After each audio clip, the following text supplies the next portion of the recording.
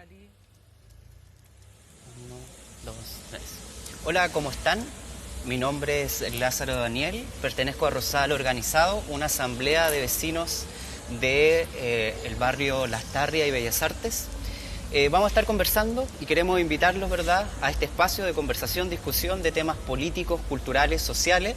Vamos a estar cada semana con una persona o activista precisamente de los temas que han surgido a raíz del movimiento social del 18 de octubre y lo que sería el proceso constituyente. Hoy día nos acompaña, ¿verdad?, Paulina Bravo. Ella es abogada de la Universidad de Valparaíso. Ella es experta en derechos humanos y presidenta precisamente del Observatorio de Derechos Sexuales y Reproductivos de las personas con discapacidad, UODISEX. Ella además es consejera también de la Asociación de Abogadas Feministas, ABOFEM. ¿Cómo estás, Paulina? Muy bien, está exquisito el día. Sí, hoy día tenemos un día con solcito, pero también con un poquito de nube. Yo quiero partir como la entrevista después de toda esa presentación, ¿verdad? Que uno siempre parte con ese currículum grande, con un detalle súper íntimo, que en algún momento te lo comenté. Yo la primera vez que escuché hablarte a ti fue en la presentación de un documental que se llama Yes We Fuck, que trata precisamente, para los que no lo han visto, ¿verdad?, trata precisamente sobre el derecho al libre ejercicio de la sexualidad de las personas con diversidad funcional. Y yo tengo grabado una cosa que tú dijiste ahí, porque decían, bueno, a la gente, ¿verdad?, con diversidad funcional se le infantiliza con respecto a la sexualidad. Y tú dijiste, no cachan nada. Sí. Entonces yo te quiero preguntar, esto fue el 2015, entonces yo te quiero preguntar, bueno, ¿los chilenos seguimos sin cachar nada con respecto a este tema? Lamentablemente sí. Siguen sin cachar nada. Y ese seguir sin cachar nada significa poner una lápida a una cosa tan natural y tan bonita y tan rica como el ejercicio de la sexualidad. Entonces, creo yo que tiene una gran cuota de egoísmo, ¿no? Porque sabemos que el ejercicio de la sexualidad produce una felicidad muy distinta a las otras felicidades. Y si la gran mayoría de los chilenos adultos saben de qué se trata, ¿por qué privar de ese placer, de esa felicidad tan distinta a los adultos que tenemos discapacidad? O sea, y ahí yo creo que es sumamente importante entender la sexualidad como en términos de calidad de vida. De hecho, hay algunos países que hasta consideran indicadores relacionados con esto. Y yo menciono esto porque en alguna entrevista tú dijiste, bueno, yo si partí con el activismo es precisamente para mejorar mi calidad de vida. Entonces sí, ahí yo te quiero preguntar cómo surgió, así como cuál es la historia atrás de este observatorio, ¿verdad? O ODISEX, cómo surgió la idea, cuáles fueron como las primeras trabas que te topaste, etcétera. Mira, la idea surge desde mi vuelta de Ginebra como delegada por el Ministerio de Justicia para la rendición del primer examen de Chile respecto del cumplimiento de la Convención sobre los Derechos de las Personas con Discapacidad. De las observaciones más relevantes que se hicieron por ese comité de expertos a nuestro país está precisamente esta inmovilidad del Estado hacia promover el ejercicio de la sexualidad y de los derechos reproductivos de las personas con discapacidad. De hecho, nuestro país es uno de los que todavía contempla, a mi juicio, como una práctica soterrada de eugenesia, la esterilización, también a mi juicio forzada, de las mujeres con discapacidad particularmente. En Chile incluso se ha esterilizado a la fuerza a adolescentes con discapacidad. Entonces, luego de eso, soy abogada litigante y por esa época tuve una causa bien dramática, bien lamentable, donde una mamá con discapacidad auditiva tuvo a su guagüita en un hospital en Punta Arenas. Y de inmediato el equipo que asistió al parto hizo la denuncia a los tribunales de familia porque esta criatura recién nacida estaba expuesta a un peligro grave, cuál era la discapacidad de la madre. Y el tribunal de familia decretó una medida cautelar que se tradujo en separar de inmediato a ese bebé de su mamá. Y comenzaron a buscar una alternativa de cuidado personal. La alternativa que había era el padre, pero el padre también presentaba una discapacidad auditiva, por lo tanto no fue no fue una persona apropiada a juicio del tribunal para que tuviese el cuidado personal de ese bebé. Nos demoramos 8 días en revertir la medida porque los jueces de allá, de Punta Arenas, habían sido en su mayoría capacitados. Lamentablemente la causa al inicio cayó en manos de un juez que no tenía esta preparación sobre el nuevo paradigma, sobre la discapacidad, sobre la humanización de las personas con discapacidad. Y la jueza que revisó la medida decretó, por supuesto, de inmediato que se dejara sin efecto, volvió la criatura al lado de su mamá y además señaló expresamente en su resolución que el Servicio de Salud de Punta Arenas había incurrido en un acto discriminatorio fundado en la discapacidad de esa persona. Entonces eso fue un hito desde lo jurídico, ¿no? Pero además con las consecuencias graves que significa que a un bebé recién nacido se le saque del lado de la mamá. Es el periodo más importante, es una criatura que viene recién llegando al mundo y se le recibe de esa manera. El peligro para ti es tu mamá, así que te vamos a sacar del lado de ella. Y juntos esos dos elementos, las observaciones del comité de expertos y esta causa que no era la primera, pero sí la detonante para hacer algo. Y entonces yo invité a distintas personas de distintas áreas, harto académico, harta matrona, harto abogado. Los invité por si acaso, a ver si querían partir conmigo en un desafío que significaba golpear la mesa de una sociedad que negaba el ejercicio de los derechos sexuales y reproductivos de una población por siglos marginada. Y me dijeron que sí.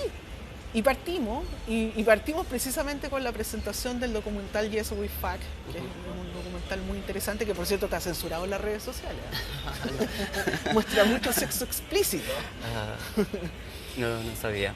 Oye, mira, yo me quedo con algo bien importante de lo que tú dices. De hecho que tú lo tienes, me parece, en tu Twitter. Esto de diversidad es humanidad, ¿ya? Sí. Que es muy bonito, de hecho, también. Porque pensaba lo siguiente. Leí algunas de las causas que tú defendías. Y una de las cosas que tú hablabas era cómo se diferenciaba la infantilización, ¿verdad?, de las personas con diversidad funcional o discapacidad de lo que era la rehabilitación, o hablabas como de ese término. Entonces, ¿a qué te quería referir un poquito como con eso? Es como una mirada distinta, entiendo yo. Lo que pasa es que se trata de dos conceptos absolutamente distintos. Es decir, en Chile se da el fenómeno, y voy a hablar de Chile porque estamos acá, porque este fenómeno se da también en otros países de la región. Una persona como tú, como cualquiera de los que están aquí presentes y de los que están viendo este programa, no presenta una discapacidad. Y por consiguiente es una vida totalmente regular, pololea, se casa o no se casa, tiene o no tiene relaciones sexuales, va al colegio, va a la universidad, en fin, y adquiere una discapacidad y su vida cambia radicalmente, porque pasa de ser un adulto que estaba desarrollándose en la sociedad a transformarse automáticamente en un niño sujeto de protección y respecto del cual el resto de la sociedad toma las decisiones. Y eso es muy grave, porque es un abanico perverso de vulneraciones a un ser humano que ha adquirido una discapacidad que lo que requiere en realidad es que se le garantice una rehabilitación para que pueda seguir haciendo su vida tal como la venía haciendo, solo con algunos ajustes que sean necesarios para que su discapacidad no se transforme en una inhabilitación para participar socialmente. Pero es solo eso. No se le puede transformar en un niño porque ya alcanzó su madurez, y menos aún, que es algo que es muy habitual en nuestro país, menos aún se le puede pretender declarar interdicto, porque las personas con discapacidad en Chile se les declara interdictas por cualquier razón, por razones muy fútiles. Y declarar interdicta a una persona significa asesinarla civilmente, y eso es responsabilidad del Estado, porque mantiene instituciones jurídicas decimonónicas, preguerra, pre-Primera Guerra Mundial. Entonces son totalmente contradictorias con los principios elementales de derechos humanos. Y ahí yo creo que me quedo también con la imagen de la infantilización, ¿verdad?, de las personas con discapacidad, porque también dentro de un país como el nuestro, ¿verdad?, donde la diversidad en general, ¿verdad?, es todavía no se acepta, de plano, yo lo diría así.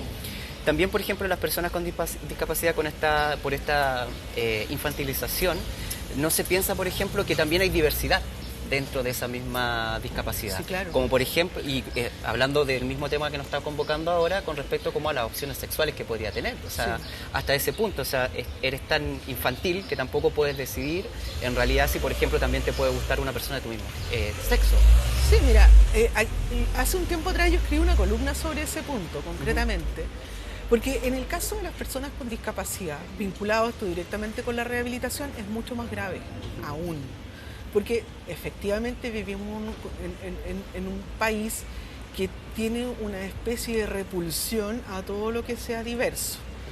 Y si nos vamos concretamente al plano de la diversidad sexual, todavía estamos en un país que considera eso como una conducta inmoral. Luego tenemos que en Chile, dado que el Estado no se responsabiliza de la rehabilitación de las personas, esta rehabilitación mayoritariamente está en manos de organizaciones en un porcentaje altísimo religiosas. Entonces, mi orientación sexual puede chocar gravemente con los principios que rigen a esa organización que me está ofreciendo gratuitamente la posibilidad de rehabilitarme.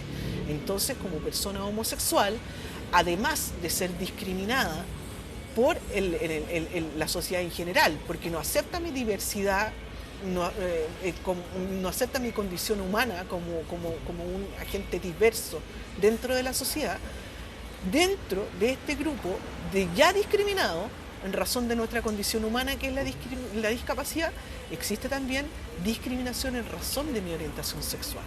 Entonces las personas con discapacidad, que además son homosexuales, son seriamente discriminadas por todo el entorno social y prácticamente no encuentran un espacio. Es como un doble asesinato, Por finalmente. supuesto. Y ahí, por ejemplo, es especialmente importante la implementación de la ley Zamudio, ¿verdad? A partir del 2012. Hay algunos datos que yo más o menos estuve viendo, que la ley Zamudio, más o menos hasta el 2019, habían 400 causas, pero solamente 90 habían sido finalizadas. En algún momento tú has señalado, a partir de esto mismo, ¿verdad?, que si bien tú has utilizado la ley Zamudio porque es lo que hay, Sí. tú también tienes muchas críticas a esta ley que precisamente viene a resolver algunos como temas que estamos tratando ahora. Sí, mira, de hecho escribí también a propósito de eso una columna, porque la ley Zamudio, en términos generales, se ha rechazado en su ejercicio, sobre todo por el grupo social que la catapultó como norma, que es el Colectivo Nacional Chileno de Diversidad Sexual. Es una ley defectuosa. Entonces yo digo, bueno, nosotros, que estamos acostumbrados a ser designados como defectuosos, vamos a utilizar esta norma defectuosa. Y efectivamente, todas las estadísticas muestran que mayoritariamente la ley Zamudio ha sido utilizada para exigir la restitución de derechos de personas con discapacidad. Es decir, dentro de todas las hipótesis de discriminación que contempla la ley Zamudio, la más ejercida ha sido por causa de discapacidad, aun cuando esa ley, y esto también es una crítica que le hizo el Comité de Expertos a Chile, hace sinonimia la discapacidad con la enfermedad. Y eso es grave para un país que en el año 2008 asumió un nuevo paradigma sobre la discapacidad. Pasó de un paradigma médico rehabilitador, donde sí se consideraba como una enfermedad la discapacidad, a un paradigma social y de derechos humanos, donde las personas con discapacidad somos reconocidas como sujetos de derecho y ya totalmente desplazados en el concepto de sujetos de asistencia. Pero el comportamiento de Chile es totalmente contradictorio con eso, ¿no?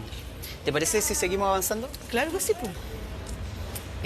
Paulina, mira, tú, mientras avanzamos por acá, estábamos hablando precisamente como de estos compromisos internacionales que tiene Chile.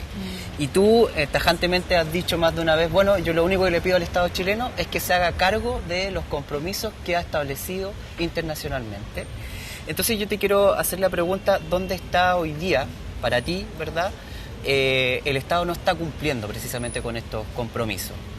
Bueno, yo creo que una prueba más manifiesta y más cercana está en la discusión que se está dando si otorgar o no escaños reservados a eventuales constituyentes con discapacidad. El Estado de Chile, así como ocurre en este caso, que es meramente ejemplar, tiene la tendencia seria a cerrar la puerta a la participación de las personas con discapacidad. Y eso es grave porque implica un incumplimiento de una norma expresa que Chile se dio a sí mismo al suscribir la Convención sobre los Derechos de las Personas con Discapacidad. Y no solo la Convención, Chile además se obligó al suscribir el protocolo facultativo, que es el instrumento anexo a un pacto de derechos humanos que lo traducen obligatorio. Esto no es una mera declaración de principio. Aquí hay una norma obligatoria que debe ser cumplida y Chile simplemente ha omitido su cumplimiento. Sí. De hecho, yo esta semana estuve leyendo en Radio Bio Bio, había un artículo que precisamente se hablaba precisamente sobre esta discusión. Y esta persona, que era un doctor en ciencias sociales, ¿verdad?, decía, bueno, no podemos estar comparando la reserva de cupos para los pueblos originarios con la reserva de cupos para las personas que están con discapacidad. Y él cuestionaba eso y decía, bueno, los pueblos originarios, ¿verdad?, llevan años de reivindicación sobre sus derechos, en cambio, las personas con discapacidad no se resuelve a través de la Constitución, ese era su argumento, sino que a través de las leyes. ¿Tú qué opinas de eso? Mira, yo tuve la oportunidad de leer esa lamentable columna, porque además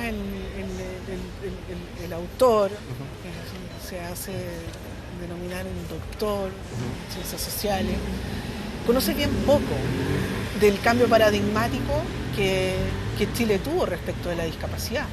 Porque en estricto rigor él está invitando a resolver lo que él considera un problema de la discapacidad a través de las mismas vías que se han utilizado siempre. Es decir, el Estado hágase cargo de este grupo de gente, desvalida y promueva su satisfacción, pero eso no es cuento nuestro. Esta es una gente a la que hay que darle una solución a un problema, pero en caso alguno podemos permitirle su participación. Es decir, el autor de esa columna, en estricto rigor, lo que hace es castrarnos una parte importante como seres humanos, participativo, como ser social. Nosotros, la Convención dice expresamente que las personas con discapacidad nos reconocen nuestra calidad de ser humano. En el año 2006, un pacto de derechos humanos reconoce nuestra calidad de ser humano, pero además dice que las personas con discapacidad somos indispensables, fundamentales para el desarrollo de los pueblos. Y eso es así, porque la Convención es una conquista nuestra. Los espacios que se han abierto en Chile para la inclusión han sido conquistas nuestras. Y esos espacios que se han abierto por nosotros también les han sido útiles a otras personas que no presentan una discapacidad. Si nosotros conseguimos que en los lugares urbanos, incluso rurales, sea obligatorio la construcción de rampas de acceso, eso no solo nos sirve a nosotros como personas con discapacidad, también le sirve a la señora que va con el coche con la guagua, al que va con el carrito de la feria, ¿no es cierto? Nos mejora a todos la calidad de vida. Entonces, mientras existan unos pensamientos como el de este doctor, un pensamiento bastante cavernario, por cierto. Que otra forma de infantilización, por cierto, también por de supuesto. Lo que hemos hablado. Y es muy cavernario, porque eso es estar fuera del actual contexto de derechos humanos. Y ahí se produce una gran dicotomía que yo critico siempre. ¿Cómo es posible que, siendo una persona promotora de derechos humanos, caiga en el error tan grave de vulnerar, de violentar otros derechos humanos que él no considera tan importantes? Sí. Eso es contradictorio, y ahí el discurso es con donde yo no se lo compro. No se lo compro ni para un lado ni para el otro. Y allí, por ejemplo, hace poco, creo que fue el 30 de octubre, se aprobó en la Comisión del Senado por 3 votos a favor y 2 en contra, como los cupos que iban a ir por las listas, ¿verdad?, para la constituyente. De hecho, se aprobó que fuera un 5% con los partidos políticos y una persona cada 6 para los pactos que sean libres. Eso es lo que se aprobó. En un comienzo se habló de un 10% de personas con discapacidad. ¿Te parece como que refleja ese porcentaje, esa baja, la cantidad de personas que tienen algún tipo de diversidad funcional o discapacidad? Mira, a diferencia de lo que ocurre con todas las otras diversidades, en este mismo momento, si yo te digo, en Chile hay un 20% de personas con discapacidad, al terminar esta frase, lo más probable es que el porcentaje haya aumentado, porque la discapacidad no está determinada por el nacimiento, la discapacidad incluso está determinada por la globalización. En este momento deben haber 10 accidentes automovilísticos en cualquier parte de Chile, y de esos 10 accidentes automovilísticos a lo mejor una persona murió. pero por lo menos 5 adquieren una discapacidad. Por lo tanto, el porcentaje va aumentando cada vez. Y es la resistencia anacrónica, por supuesto, de los parlamentarios a pensar, a reconocernos a nosotros nuestra participación como individuos, individuos opinantes, miembros igualitarios de la sociedad, porque siguen pensando que uno nace así, po. Entonces, como es muy extraña la forma de pensar, más bien no la forma de pensar, sino la porfía, la resistencia a considerarnos como sujetos participantes. Entonces, en estricto rigor, si hablamos de un 10% o hablamos de un 20%, nunca vamos a errar en la cifra, porque los porcentajes siempre van a ir aumentando de personas con discapacidad. Ahora, el problema grave que yo veo en esta discusión es precisamente la discusión. ¿Por qué un país que ratificó un pacto de derechos humanos hace más de 10 años, que garantizó que iba a asumir como un deber de Estado el asegurar la participación de las personas con discapacidad, hoy día nos tiene en un triste debate donde parece bien aterrador que un porcentaje de personas con discapacidad vayan a sentarse a discutir como los grandes, como adultos? Y en el fondo lo que ellos están pensando es como, ya bueno, es como darle un escaño a un niño de 7 años para que venga a discutir con nosotros cosas de grandes. Y eso es muy lamentable, se ve muy feo desde afuera. Sí, y el problema que, y también tú lo has señalado, no solamente como que has criticado esta visión, ¿verdad?, como en el status quo, en el Estado, incluso lo has criticado los mismos movimientos que han surgido. En algún momento tú señalas que el movimiento feminista, por ejemplo, las ve como las hermanas menores.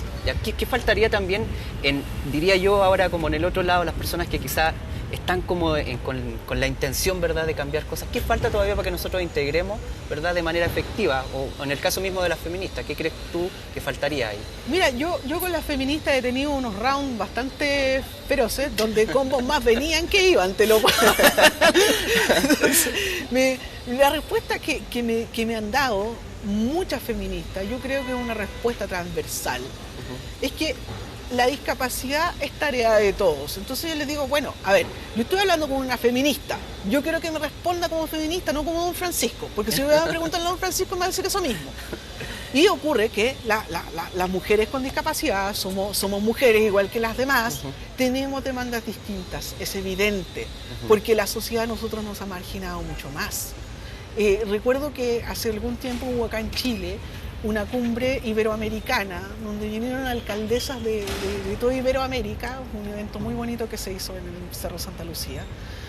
Y ahí la presidenta Bachelet, que estaba gobernando en aquella época, decía, nosotros hemos avanzado como mujeres, pero estamos atrasados por lo menos 200 años respecto de los hombres. Y yo en ese momento saqué una conclusión bien triste.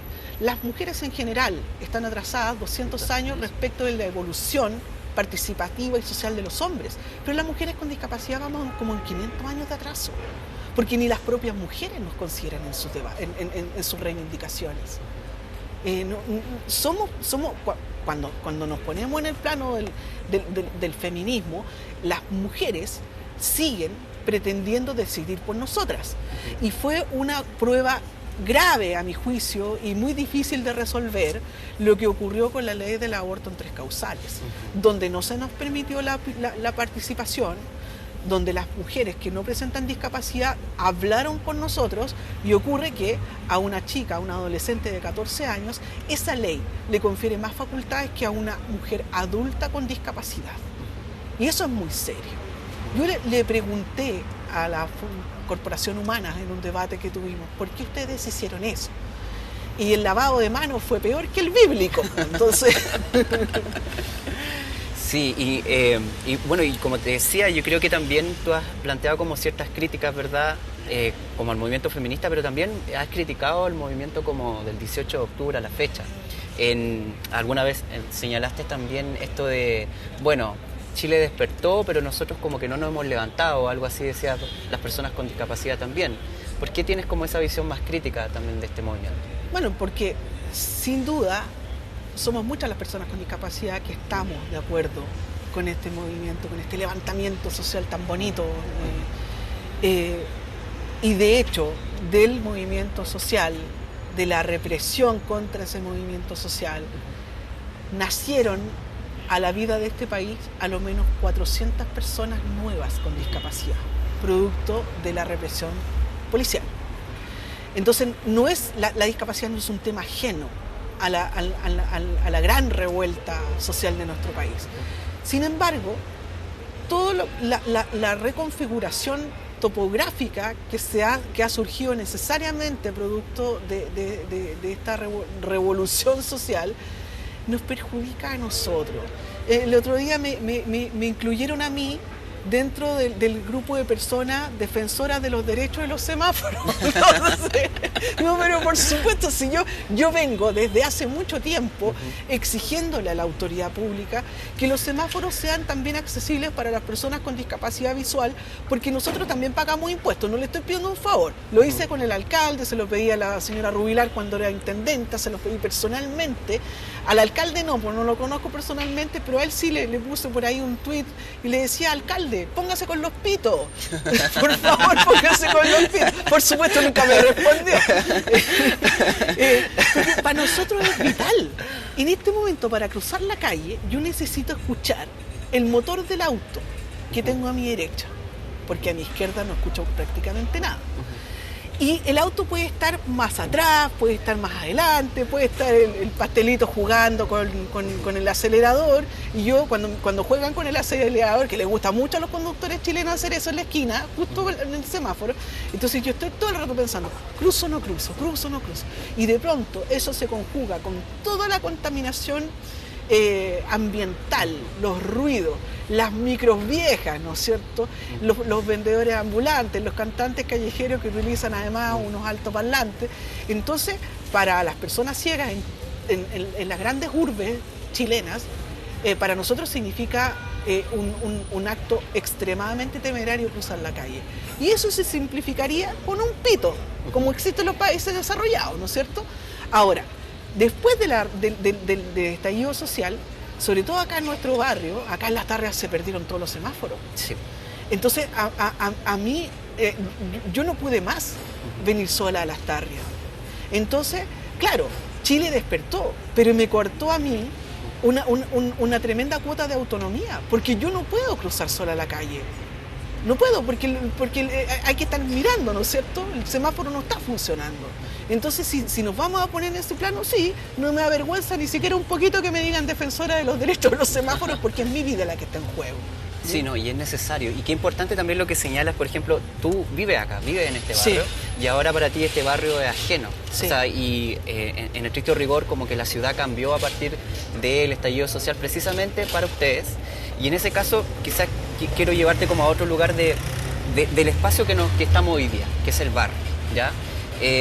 ¿Cómo tú entenderías, por de verdad, como en estos territorios, cómo deberíamos trabajar precisamente para entrar a estas discusiones que estamos teniendo, donde uno de los temas es la discapacidad? ¿Cómo el territorio, cómo Bellas Artes, Las Tarrias, cómo las personas podríamos involucrarnos también? Bueno, yo creo que aquí lo que hace falta es un ejercicio de empatía.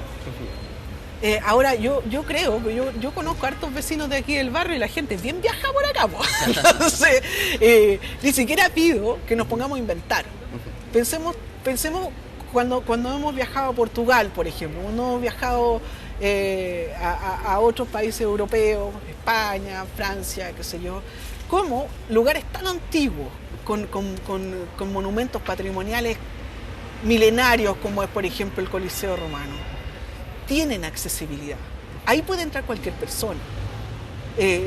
No hay ningún obstáculo sin haber interferido de manera grotesca un monumento tan importante como ese, ¿no?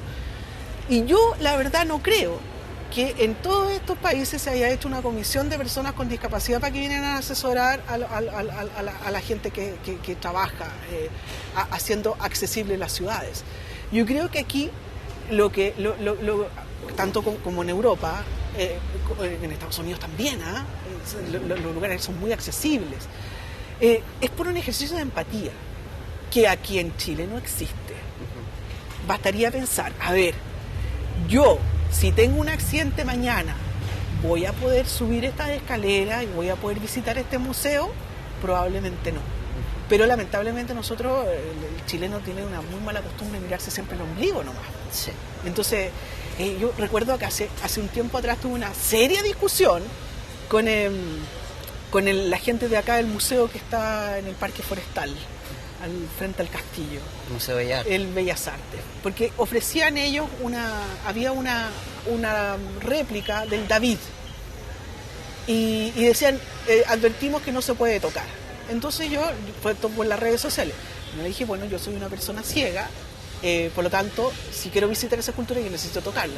Ah, no, pero es que no se va a poder. A ver, yo toqué el David en la Galería del Arte en Florencia, el verdadero David. ¿Cómo me venía a decir que no puedo tocar una cuestión que es una imitación? No, es que no se puede, y si tú quieres, si tú tienes alguna idea de cómo poder hacer esto, entonces mándanos un correo, que por supuesto jamás me respondieron. Entonces, luego les digo, bueno, a ustedes les están pagando para esto. Y es deber de la sociedad empatizar con la diferencia, porque es simple, en este país cabemos todos. No puede ser que en un país que se considere pro derechos humanos, inclusivo, a puertas del desarrollo, siga sobrando gente. Y aquí las personas con discapacidad sobramos. Basta ver simplemente la infraestructura de los barrios, no solamente del nuestro, también de los barrios vecinos. Mira, yo creo que con esta invitación, obviamente, a la empatía, te voy a invitar como al siguiente lugar, que sigamos caminando. ¡Vamos! Oye, mira, hemos conversado estos temas, hemos caminado acá por el barrio, y lo hemos tocado este tema, pero tangencialmente. Y es precisamente como el proceso constituyente que se nos viene. Ya es como el tema que tenemos que discutir hoy en día. Entonces yo te quiero sacar un poquito como de tu lugar de expertise, ¿ya? Porque nosotros sabemos que tú tienes como toda esta experiencia que bien has demostrado con respecto como a la diversidad, ¿verdad? Pero si te pregunto a ti como ciudadana, ¿qué otros temas deberían estar como siendo priorizados dentro de la discusión constituyente? Bueno, yo creo que la propia Constitución a nosotros nos dice cuáles son los temas prioritarios, ¿no es cierto? O sea, yo creo que la Constitución actual aprisiona tanta propiedad que nos corresponde a todos, que necesariamente un constituyente que represente por lo menos mi ideario político y social debería tomar este texto que nosotros tenemos como Constitución, desgranarlo grano por grano y pulverizarlo para transformarlo. Entonces, en estricto rigor, ahí sin duda alguna que la participación de todas las personas en Chile, sin excepción, es esencial. Pero creo que esencial, por sobre todas las cosas, es desarmar esta estructura. Y ahí no sé qué podría pasar, ¿no es cierto? Se necesita también algún alto grado de expertise para desarmar lo que nosotros tenemos, porque los ideólogos de este candado social que le llamamos Constitución fueron muy hábiles y lo abarcaron todo. Y nosotros somos una sociedad acostumbrada a esas reglas duras, pétreas que nos impusieron. O sea, yo, al menos como a título personal, siento como que la Constitución, uno de los problemas que tiene es precisamente que nos ha tratado también a nosotros como ciudadanos, como personas de segunda, de tercera, pero además nos ha quitado también como ese ejercicio de poder discutir ciertos temas. Hay pocos espacios de participación donde realmente las personas puedan discutir y presentar esto para cambiar algunas de las leyes medulares que tenemos en el país. Por supuesto, o sea, aquí se le ha tenido mucho miedo al ejercicio de los plebiscitos. Hay países del mundo como Suiza, por ejemplo, hacen plebiscitos a cada rato. Se lo consultan todo a la ciudadanía. Y fíjate que ese mismo ejercicio a ellos les ha permitido ser una ciudadanía preparada. Porque el suizo, en términos generales, antes de votar por quién le va a representar, se preocupa de leer su planteamiento, su postura, su proyecto, la propuesta, y luego decide. Pero eso es un ejercicio que se logra con el ensayo, con la práctica. Y a nosotros, lamentablemente, se nos castró la práctica con esto. Oye, Paulina, mira, ya como que vamos a ir cerrando la entrevista y quiero terminar también como con un detalle personal, ya de las cosas como que estuve investigando de lo que tú has señalado durante los últimos meses. Y tú decías, bueno, yo con la sociedad chilena tengo una relación como de una pareja porfiada, ¿verdad? Entonces como que tú decías, bueno, es como una pareja porfiada en la cual yo no creía, ¿verdad? Pero me encanté nuevamente a partir del 18 de octubre, pero también post pandemia, post estallido, yo también como que se me fue yendo este enamoramiento.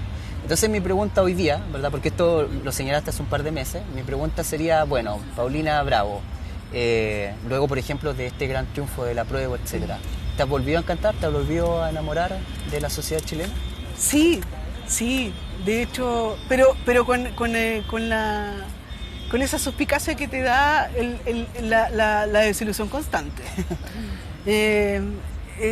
Yo apostaba entre mis amigos al 80-20, esa era mi apuesta. Y fue tan maravilloso el triunfo que yo esa noche fui a la Plaza de la Dignidad. Y cuando llegué ahí, de pronto, estaba lleno por supuesto, yo fui con mi bastón, no fui con la perrita.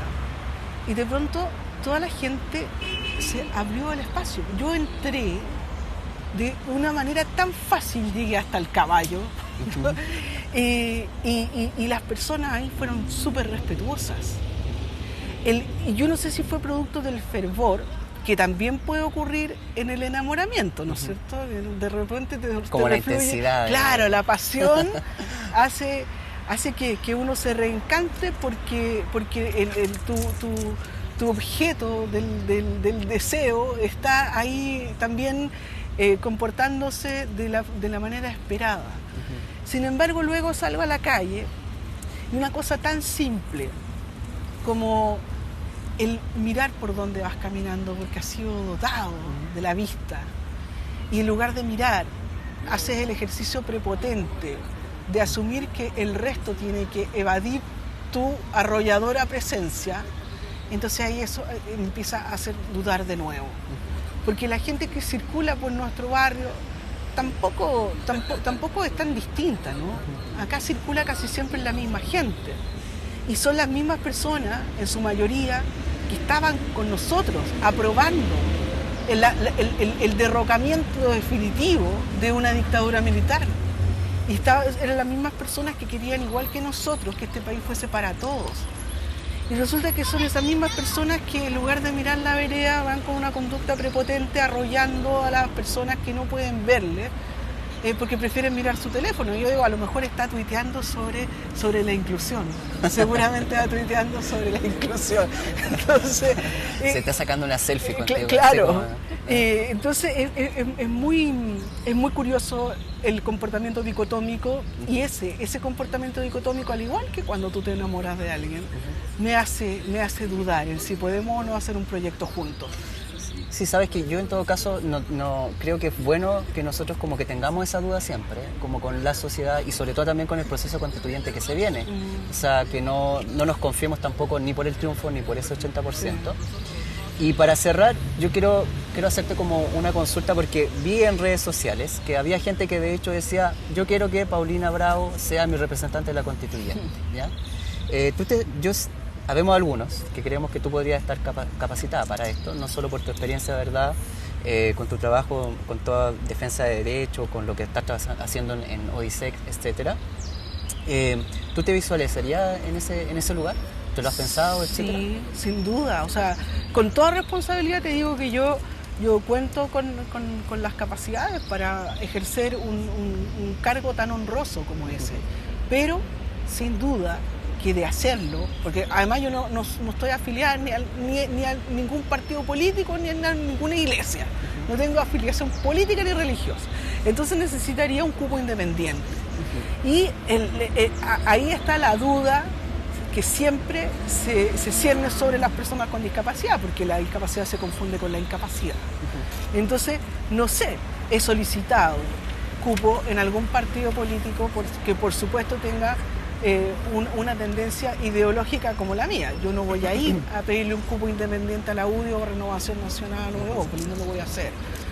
pero no sé si mi experiencia, si mi trayectoria le será suficiente a un partido de izquierda como para decir, sí, mira, en realidad acá tenemos una buena candidata y vamos a respaldar de verdad su candidatura.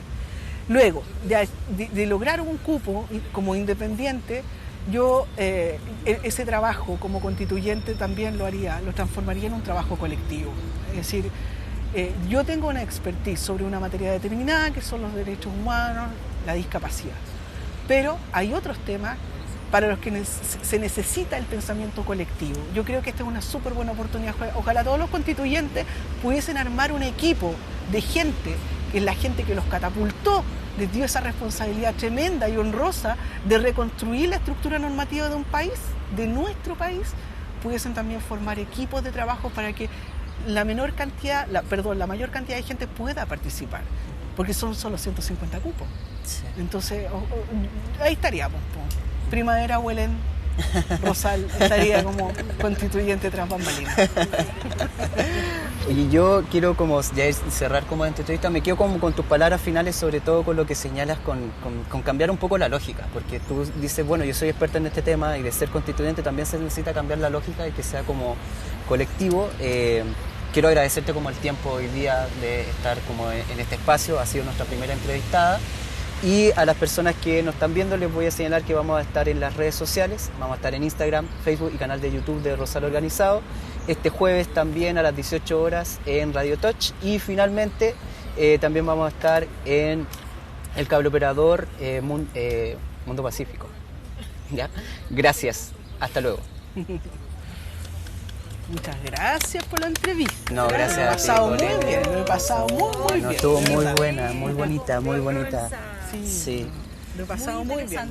Sí. Lo he pasado muy bien, de verdad. Oye, le vamos a sacar el jugo a esta entrevista, le vamos a dar por todos los lados que podamos. Se tiene que escuchar.